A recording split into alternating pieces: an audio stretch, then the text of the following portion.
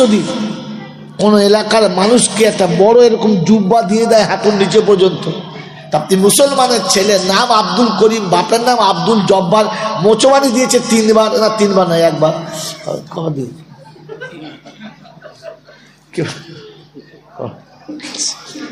মোচমানি কবার দেয়? 3 বার।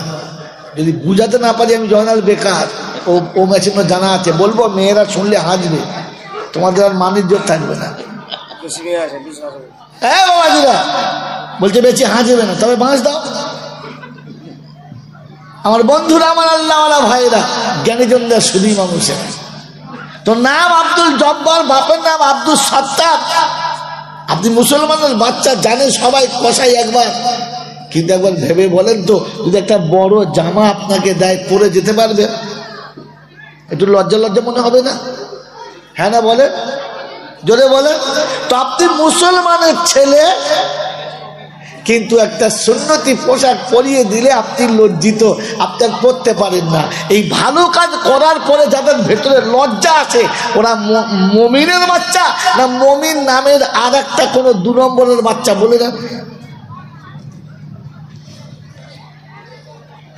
আমরা যারা বসে আছি, প্রত্যেকে বিয়ের দিনে যেমনি পাগড়ি, তেমনি পাঞ্জাবি, তেমনি ভাবে সেজে গুজে গেছি, হ্যাঁ না? না, জোরে বলে।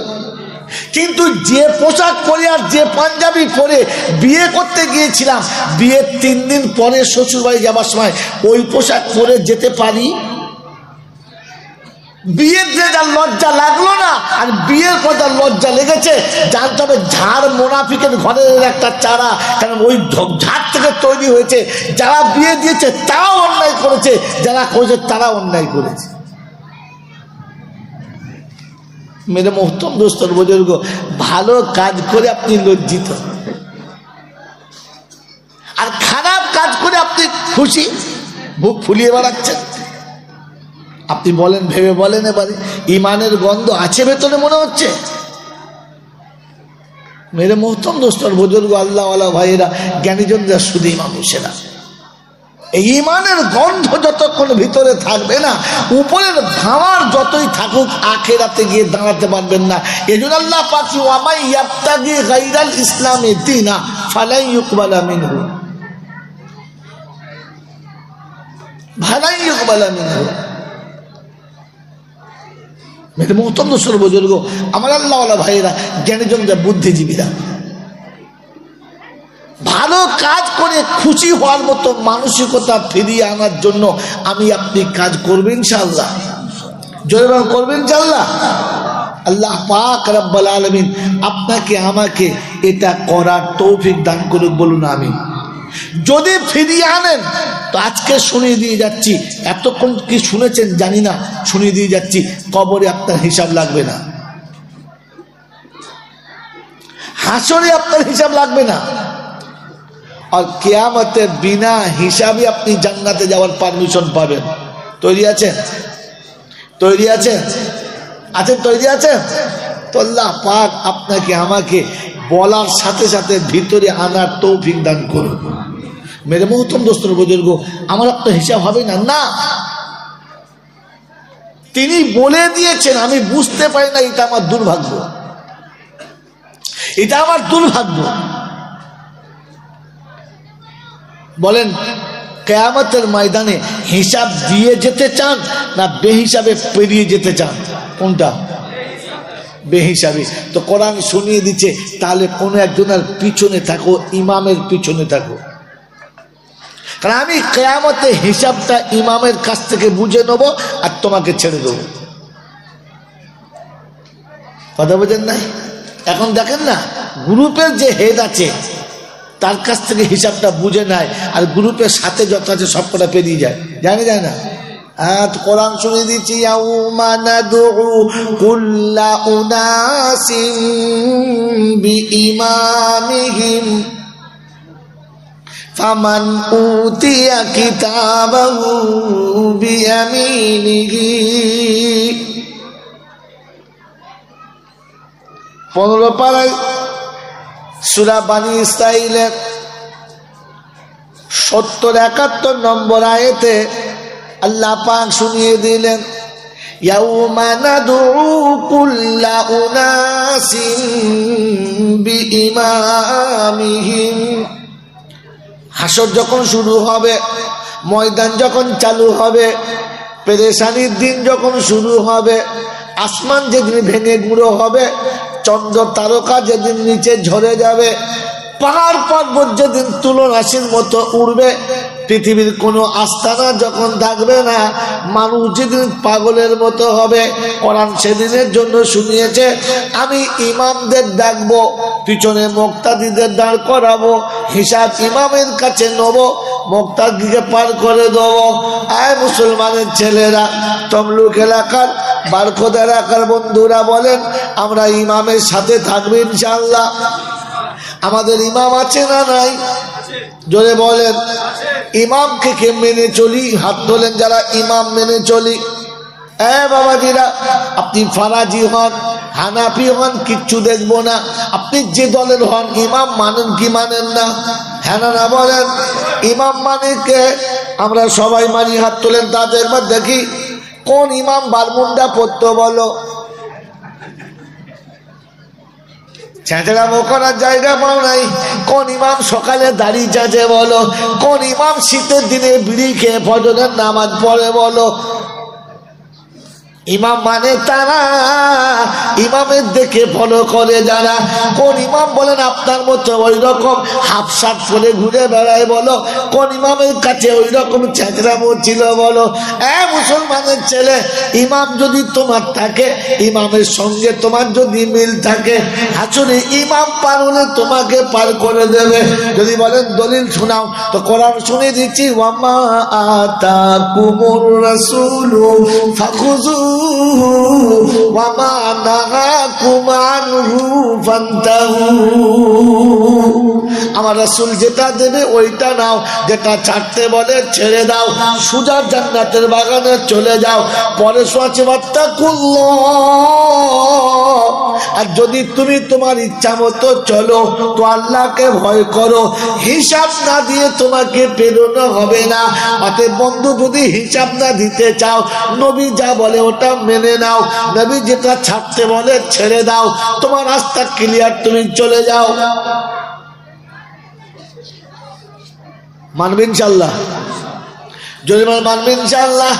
তো আল্লাহ নবী সালাম, সালামের প্রচার প্রসার করো, ঘুরতে ফিরতে সালাম দাও। আমি নবী শুনিয়ে দিচ্ছি, সালাম না দিয়ে কোথাও যাবে না। সালাম তোমার প্রথম পরিচয় হবে।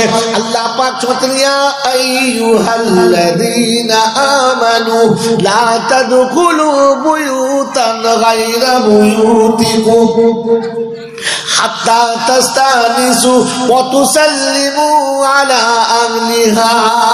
ও মুসলমানেরা, ইমানের দাবি করনেওয়ালারা, ইমান নিয়ে যারা দাবি করো, তাদের জন্য ঘোষণা, ঘরে কিংবা বাইরে, দেশে কিংবা বিদেশে, আপনজন কিংবা দুশমনের, যার ঘরের কাছে যাবে প্রথমে সালাম দাও, তারপরে অনুমতি নাও, তারপরে প্রবেশ করো।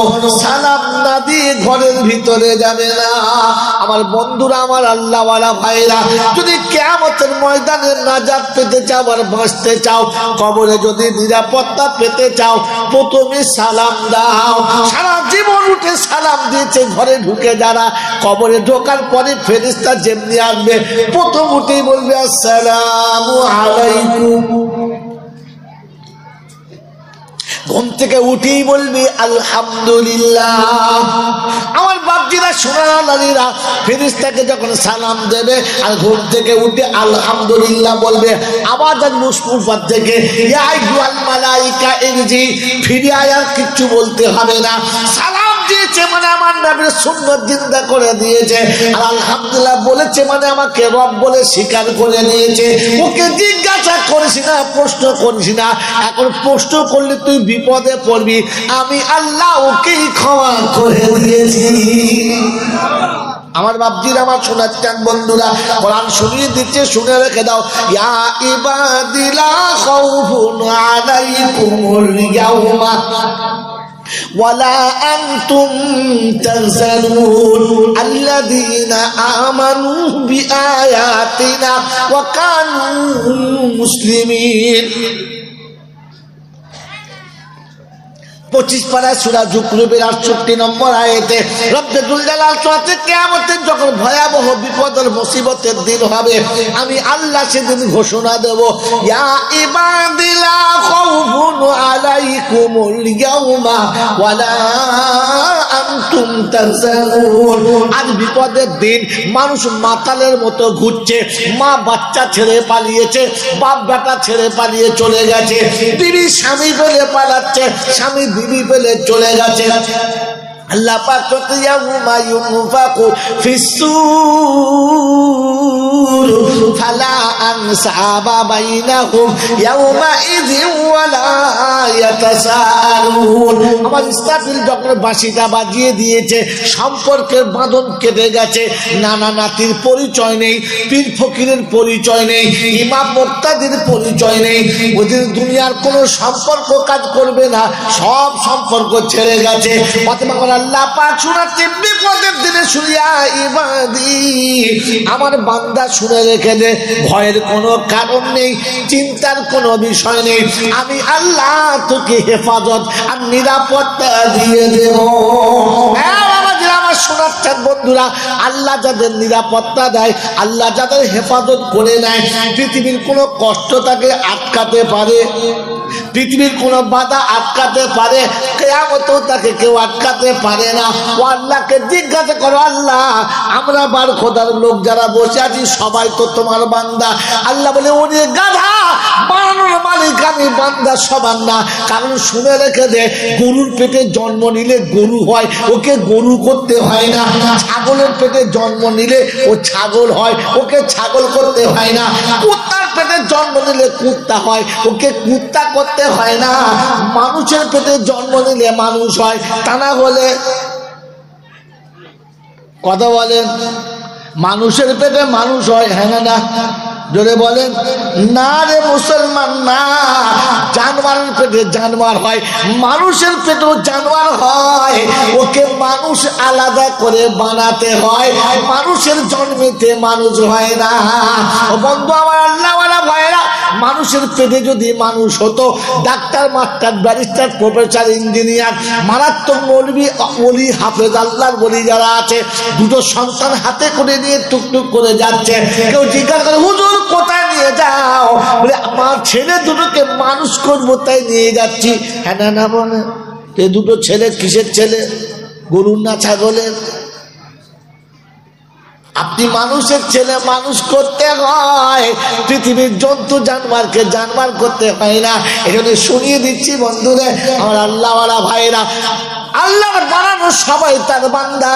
ওরে বান্দা হতে হয়, বান্দা এমনিতে হয় না। বললে হুজুর নমুনা তো কোরআন তো আছে, ওয়া ইবাদুর রাহমানিল্লাযীনা ইয়ামশুনা আলাল আরদি হাওনা ওয়া ইযা খাতাবাহুমুল জাহিলুনা ক্বালু সালামা আল্লাযীনা ইয়াবিতুনা লিরাব্বিহিম সুজদান ওয়া কিয়ামা আল্লাযীনা ইয়াকুলুনা রাব্বানা সরিফ আন্না আযাবা জাহান্নাম ইন্না আযাবাহা কানা গরামা। আমি রব যাদের বান্দা বানিয়েছি তাদের নমুনা শুনে নে, তিনটে কাজে তারা মুগ্ধ থাকবে। আমি রহমান, আমার যারা বান্দা তারা নম্র হবে, ভদ্র হবে। ইয়ামশুনা আলাল আরদি হাওনা, ওরা নম্র হবে, মাথাটা নিচু করবে, ওরা অপরাধীর মতো পথ চলবে, জমিদারের মতো চলবে না। কি বাবা, আমাকে অপরাধী মনে হয়? জোরে বলে, নিজে নিজে একটা এক একজন জমিদার। বান্দার নমুনা অপরাধীর মতো হবে। আর অপরাধীর দুটো নমুনা। অপরাধীর কটা নমুনা? এই ছেলে, অপরাধীর নমুনা কটা? কি কি? 1 নম্বর, জোরে কথা বলবে না। আর 2 নম্বর, মাথা তুলে চলবে না। অপরাধী জানে আমার ভুল হয়েছে, অন্যায় করেছি, মাথা তুলতে পারে না। তাই ছেলেরা অন্যায় করলে বাপ বলে, এমন কাজ করলি সমাজ আমি মাথা তুলতে পারি না। তোর মাথায় ভাত ফেলেছে, তোর মাথায় 1 ঘন্টা চাপিয়ে দিয়ে তুলতে পারিনি, তার মানে মাথা তোলা, অপরাধী মাথা তুলতে পারে না। আর অপরাধ যখন কথা বলে নিচু স্বরে কথা বলে, জোরে বলে না। হ্যাঁ না, জোরে বললে বলে দেখেছো সারা অন্যায় করতে কত বড় কথা বলে। তো অপরাধী কথা আস্তে বলে, আর অপরাধী মাথা নিচু করে চলে। আমার অনুরোধ বারখোদার বন্ধুরা, কি আমরা মাথা নিচু করে চলি? চলি না। কথা আস্তে বলি না। তা আমি বান্দা বলে দাবি করতে পারি, কিন্তু বান্দা হওয়া যাবে না।